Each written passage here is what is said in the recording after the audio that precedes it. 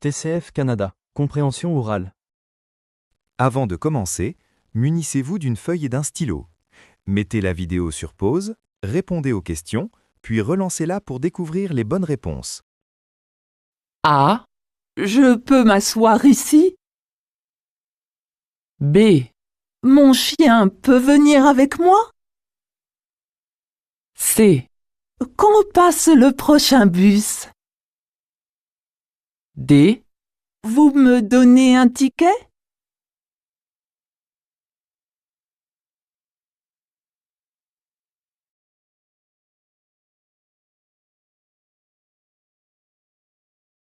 A. Bravo au cuisinier, c'est délicieux. B. Je voudrais une table près de la fenêtre. C. Un autre café, s'il vous plaît. D. Vous pouvez garder la monnaie.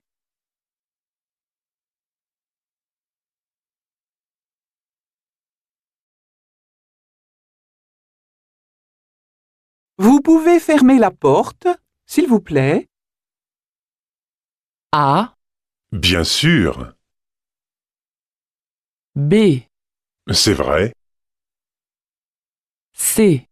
très souvent. D. Merci bien.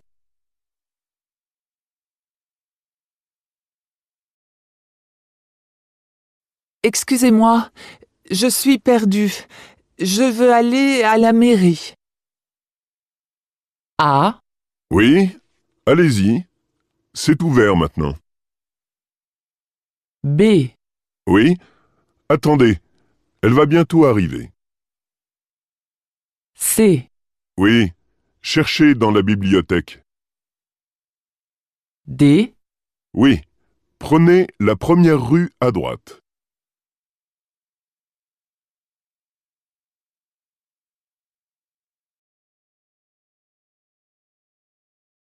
Bonjour, docteur.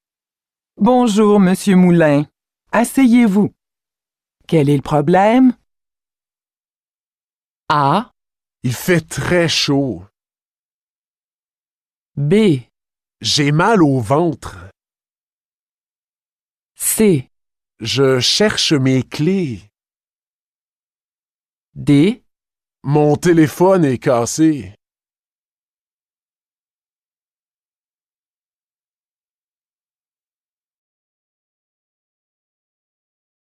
J'ai trouvé un nouveau restaurant.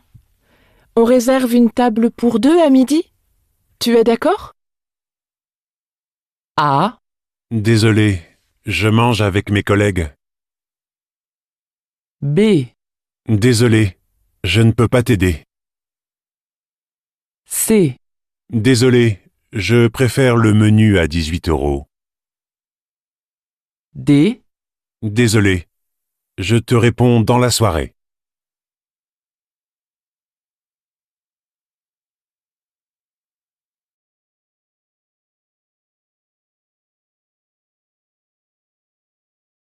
Mon neveu vient d'avoir 5 ans.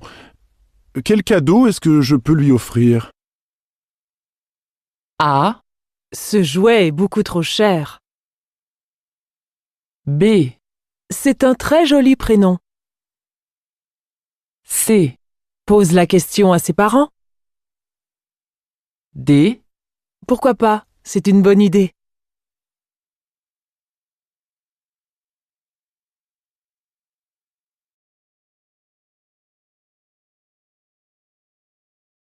Dimanche, il fera beau.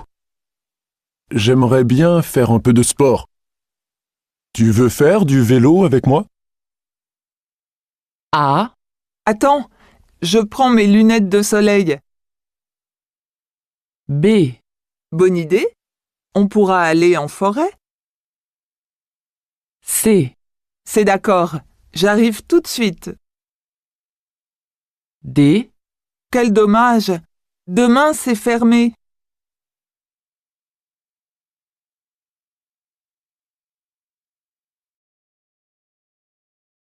Salut Sylvie, ça va? T'as l'air fatiguée. Quand est-ce que tu pars en vacances? A. J'ai mon vol mardi prochain. B. Je reste 5 jours sur place. C. Je vais visiter l'Italie. D. Je voyage avec mes collègues.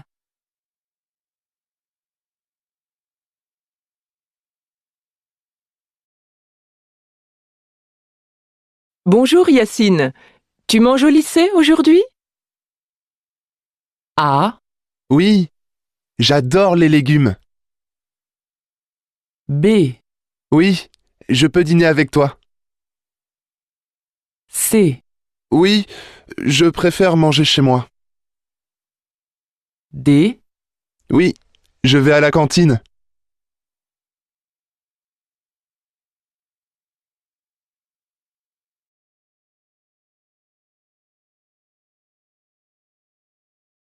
Bonjour, je voudrais réserver 2 places pour le film Neige éternelle à 20h.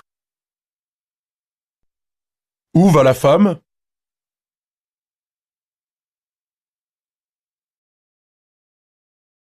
Je voudrais des informations sur le carnaval d'hiver, s'il vous plaît. Oui, madame. Que proposez-vous pour de jeunes enfants? Il y a des animations, des défilés, un concours de sculpture sur neige. En réalité, beaucoup de choses à faire. D'accord. Voici la brochure avec toutes les informations, mais il faut s'inscrire vite à certaines activités.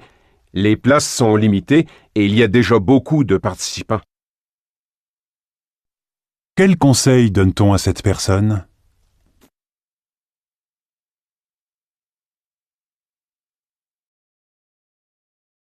Ces patients sont des girafes, des pandas ou des tigres.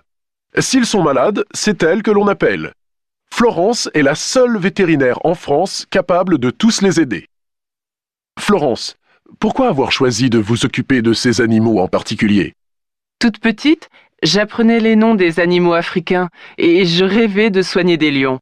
Ce rêve est devenu réalité. Dans quels endroits travaillez-vous? J'interviens dans les zoos, les cirques ou les parcs animaliers. Quelle est la particularité de Florence?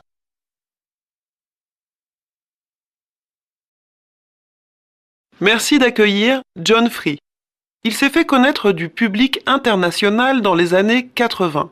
John, vous étiez un très jeune saxophoniste à l'époque. Oui. J'avais appris le piano et la trompette. Puis finalement le saxophone, grâce à mon père, Al Free. C'était un grand, une légende du jazz de Chicago.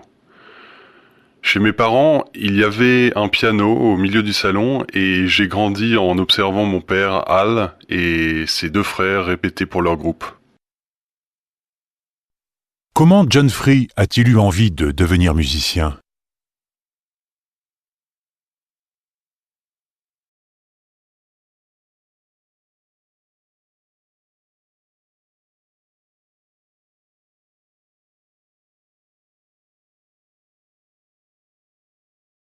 François, souvenez-vous que l'informaticien passera cet après-midi au service comptabilité. Oui, je sais. Pour les 2 ordinateurs en panne. Oui, appelez la comptable pour vérifier qu'elle a bien noté le rendez-vous. Elle est en formation jusqu'à la fin de la semaine. Sur le nouveau logiciel de comptabilité, justement. Elle revient lundi. Demandez à notre stagiaire d'être présent alors. Je m'en occupe tout de suite. Pourquoi l'informaticien vient-il?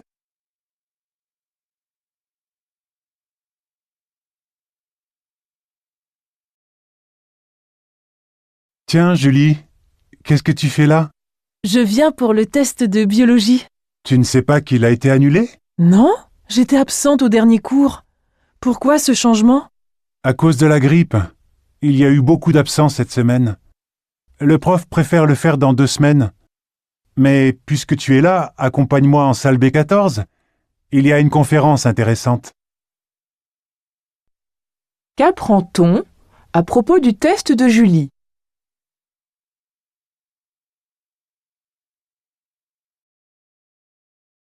Allô? Pourrais-je parler au directeur des ressources humaines? Le directeur est actuellement en réunion, mais je peux lui transmettre un message? Je souhaite savoir s'il a bien reçu ma candidature pour le poste d'ingénieur. Je lui ai envoyé mon CV et ma lettre de motivation il y a 2 semaines et je n'ai pas reçu de réponse. Donnez-moi votre nom, s'il vous plaît, et je lui dirai de vous recontacter. Quel est l'objet de cet appel?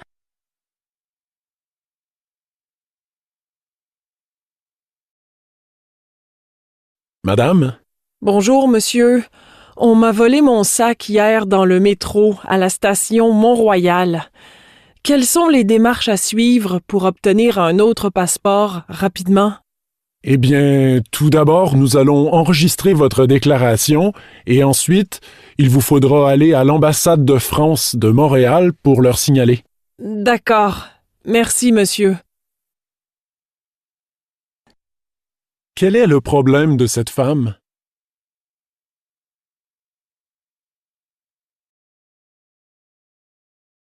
Bonjour à tous, voici des informations sur la circulation et les premiers problèmes ce matin sur les routes de France.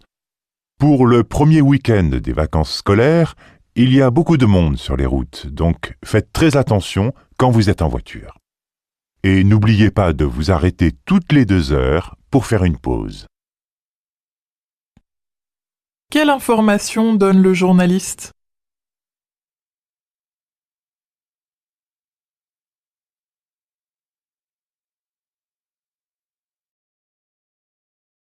Hélène Carrère d'Ancos, votre article nous informe du danger qui menace l'existence et le développement des lycées français de l'étranger. Oui, ces lycées étaient payants. Ils sont devenus gratuits en 2007. Cette décision, au départ généreuse, se retourne finalement contre les lycées, car les entreprises qui payaient ne le font plus.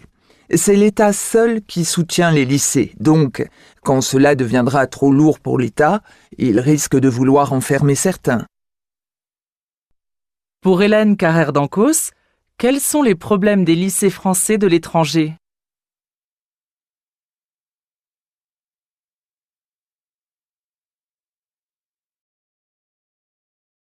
Quel froid ce matin! Oui, mais au moins, il y a du soleil. C'est sûr, à côté d'hier, la pluie toute la journée, c'était l'horreur. Ah oui, j'aime mieux ce froid sec. Quel temps fait-il aujourd'hui?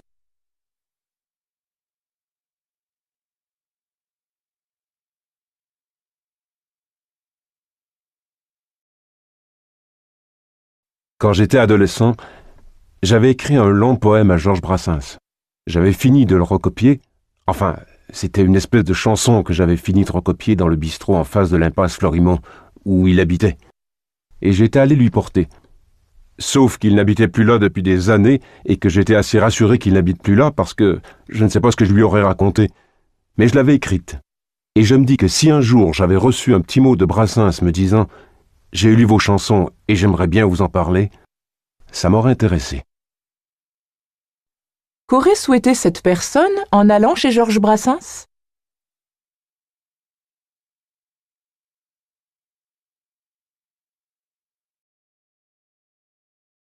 Isabelle Olivier, en tant que directrice d'une agence de voyage, en quoi votre agence est-elle différente des autres? Tout d'abord, je travaille toujours avec des gens qui garantissent le respect des partenaires locaux.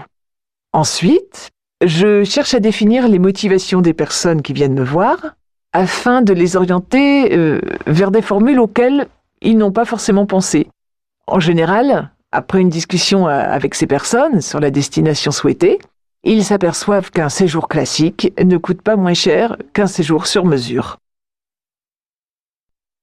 Que propose cette agence de voyage?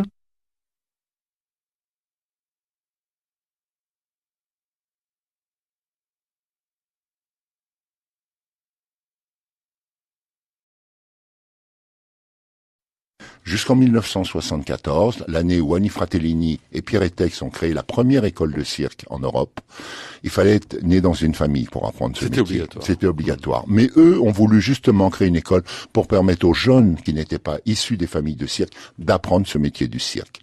Depuis, ça s'est énormément professionnalisé.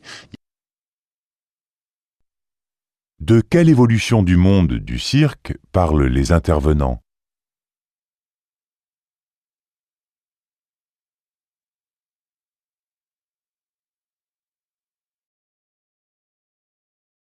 Les agronomes travaillent beaucoup sur l'agroécologie. Notre modèle est très dépendant du pétrole et du gaz pour les engrais, le transport des denrées, l'énergie pour l'irrigation.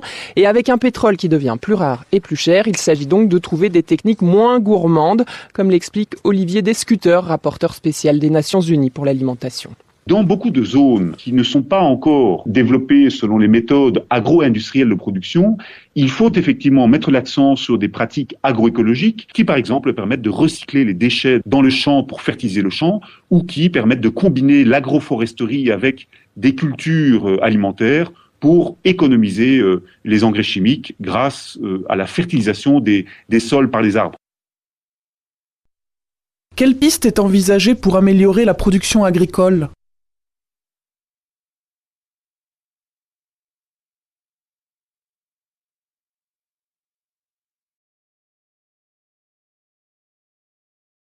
À peine a-t-on le temps de s'habituer à être parent que l'on doit préparer nos enfants à devenir autonomes, puis à partir. Ce moment où le jeune adulte quitte la maison est difficile, effectivement. Ce moment est difficile tant pour le parent que pour l'enfant. Les adolescents qui ont attendu parfois très longtemps ce temps de liberté, eux-mêmes peuvent se retrouver démunis au moment de franchir la porte de la maison. Aujourd'hui, les jeunes adultes vivent de plus en plus longtemps chez leurs parents. Tout à fait. On invoque des raisons économiques pour rester à la maison plus longtemps. Ceci est parfois lié aussi à une question d'immaturité. On est bien à la maison, maman et papa prennent soin de tout. Pratique quand même, Bah loger, oui, nourri, blanchi. Exactement. Selon la personne interrogée, qu'est-ce qui retient les jeunes adultes chez leurs parents ?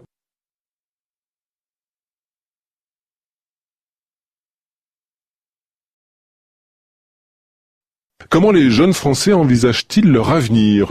La réponse est à lire dans le sondage publié aujourd'hui par le tout nouvel Observatoire des jeunes et des familles. 1000 jeunes de 18 à 25 ans et 1000 familles ont été interrogées.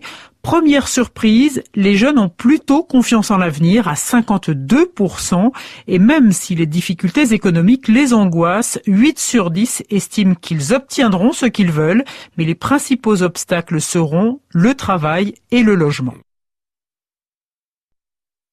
Qu'apprend-on sur l'attitude des jeunes Français face à leur avenir ?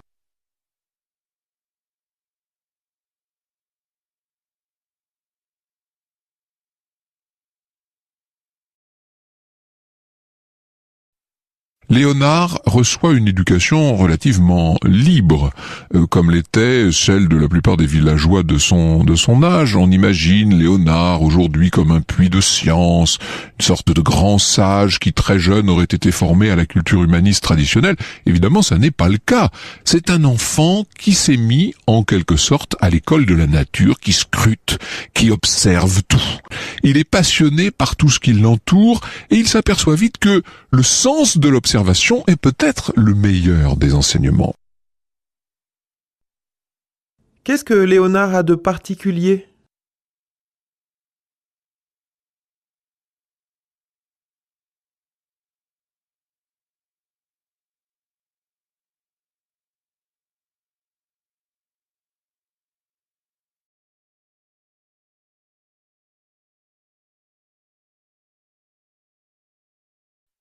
Quand un Français s'aperçoit que ses compétences ne sont pas en adéquation avec le marché du travail québécois, il commet généralement la même erreur.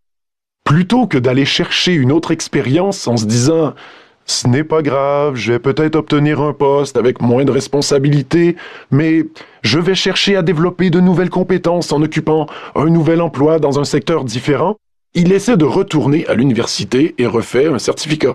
Que conseillez-vous alors?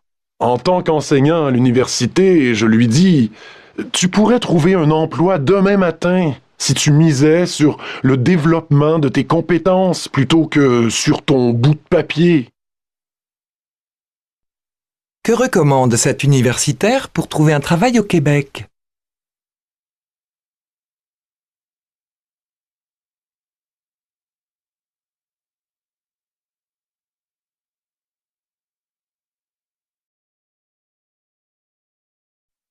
La vieille dame de fer dans tous ses états, ou comment les jeunes sans complexe se sont mesurés à cette forme unique qu'est la Tour Eiffel.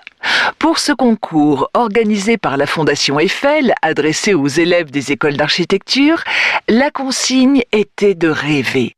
Concevoir un édifice de très grande hauteur sur le Champ de Mars à Paris, à distance, accolé ou à la place de la Tour Eiffel. 3 étudiants suppriment donc carrément la tour. À la place, ils y construisent un aéroport vertical ou creusent un puits de lumière avec de vastes plateaux. D'autres choisissent de la rendre habitable en comblant ses vides par des baies de couleurs ou la dot d'un jardin suspendu. De quoi traite ce reportage ?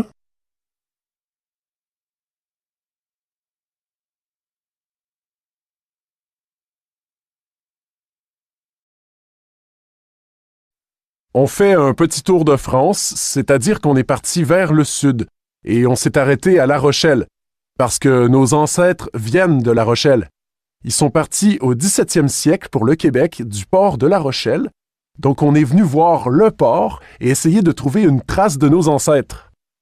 Ce qu'on a commencé par trouver, c'est que c'était plutôt compliqué d'avoir des traces écrites, surtout quand notre ancêtre n'était pas un capitaine de bateau ou quelque chose comme ça. De quoi parle cet intervenant ?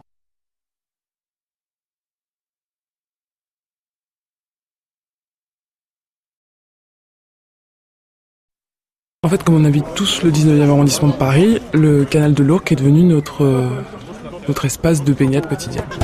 Après une journée de travail, généralement on se retrouve au bord du canal, tous ensemble, et on se baigne. Aujourd'hui, on est entre 15 et 20 à se baigner régulièrement dans le canal de l'Ourcq. On est des jeunes étudiants fauchés, qui ont envie de s'amuser, qui n'ont pas forcément les moyens aussi de partir de Paris. Que font les jeunes Parisiens dont parle ce reportage ?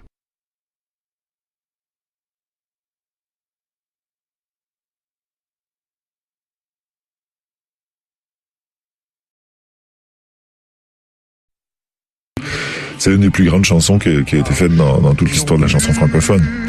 On a accès à c'est un court-métrage, en fait c'est même un long-métrage en quelques minutes. Et d'arriver à dépeindre tout un univers où on comprend la complexité du personnage, où on peut le mettre dans un contexte social, où on a même presque des parfums, on a tout dans cette chanson-là. Donc pour moi, c'est comme si j'avais chanté un grand maître. Si j'étais un classique, j'aurais joué Bach. Là, j'ai chanté Aznavour, j'ai chanté cette chanson d'Aznavour. De quoi parle cet artiste ?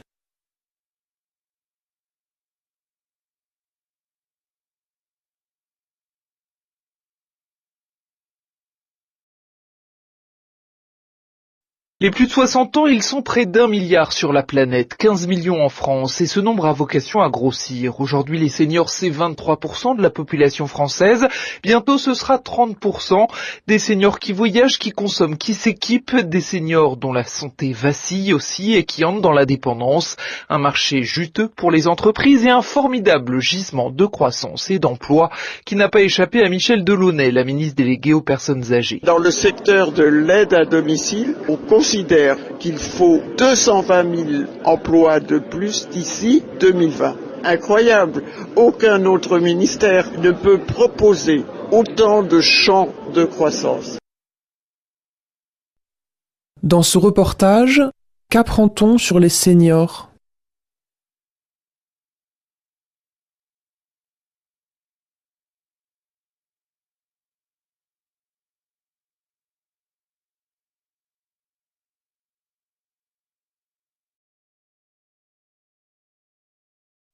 « 20% du bassin arctique canadien est devenu corrosif pour certains de ses habitants. On s'inquiète beaucoup ainsi de l'élargissement de ces fameuses zones mortes dans les océans, là où l'oxygène et la vie se sont retirés. Elles sont particulièrement nombreuses le long de la 3e côte océanique canadienne, donc le long de la province de la Colombie-Britannique. Denis Gilbert est chercheur scientifique au ministère canadien de Pêche et Océan Canada. Selon lui, il faut savoir dépasser les simples manchettes alarmistes des journaux, basées souvent sur les cris d'alarme des environnementalistes.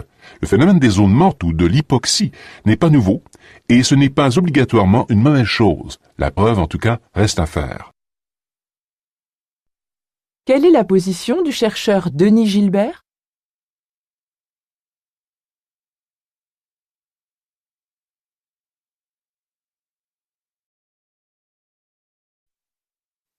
nouveaux outils aujourd'hui que nous utilisons au quotidien, est-ce qu'ils ont stimulé de nouvelles intelligences ou est-ce qu'ils ont amoindri d'autres capacités? Alors, on peut considérer qu'en effet, les nouveaux outils numériques, par exemple, ordinateurs, robots, font qu'on va déléguer aux machines certaines tâches asservissantes pour l'homme. On voit pour la mémoire, par exemple, voilà. le calcul mental. C'est un autre aspect, la mémoire. La mémoire, c'est le second, c'est que la mémoire est devenue plutôt externe.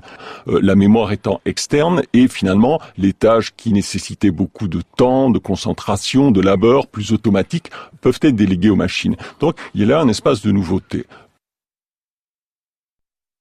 Qu'explique l'intervenant à propos des nouveaux outils numériques ?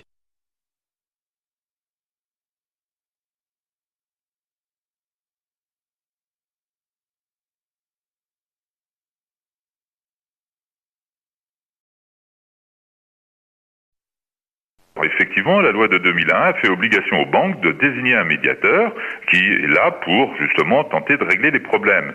Et la FUB a fait voter à l'époque que les modalités pour saisir le médiateur doivent être précisées dans le relevé de banque et dans le contrat. Donc pour savoir comment saisir le médiateur, il faut lire le relevé de banque ou le contrat, on doit y avoir toutes les précisions. Le médiateur a 2 mois pour rendre un avis, ce n'est qu'un avis, entendons-nous bien, et là, disons qu'il y a parfois un petit problème. C'est d'abord peu de clients ont recours au médiateur, il faudrait être beaucoup plus, disons, nombreux, et deuxièmement, ce sont parfois des renvoyeurs de balles, c'est-à-dire ceux qui s'adressent à eux ont le sentiment qu'ils n'ont pas été compris ni entendus.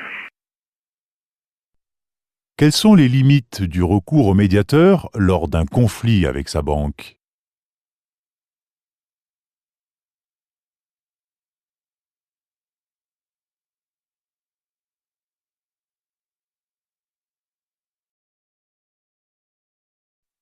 Gérard Nora, vous vous occupez de la restauration de monuments historiques.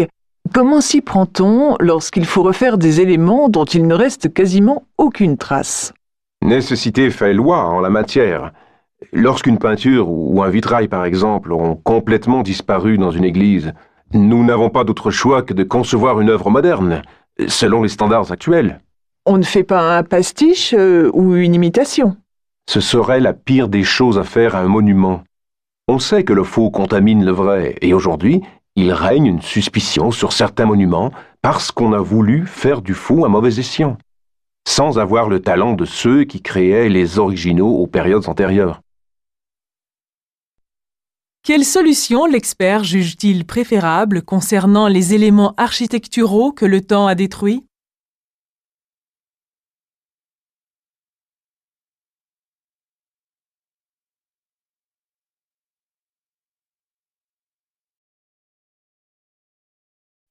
Dans les relations d'amitié virtuelles, bien souvent, les liens se créent d'un clic, se défont d'un clic. Il y a une précarité de la relation humaine dans ces réseaux-là. Et puis même aussi dans les rencontres qu'on est appelé à faire sur le mode de l'instantanéité, dans le speed dating ou toutes les formes de speed meeting, et qui fait que on cède à l'affect du moment pour décider si on maintient une relation ou pas. Et donc tout le caractère durable et vertueux des amitiés à l'échelle d'une vie, on peut se poser la question de leur existence à l'avenir. Que regrette l'intervenant dans ce type de relation?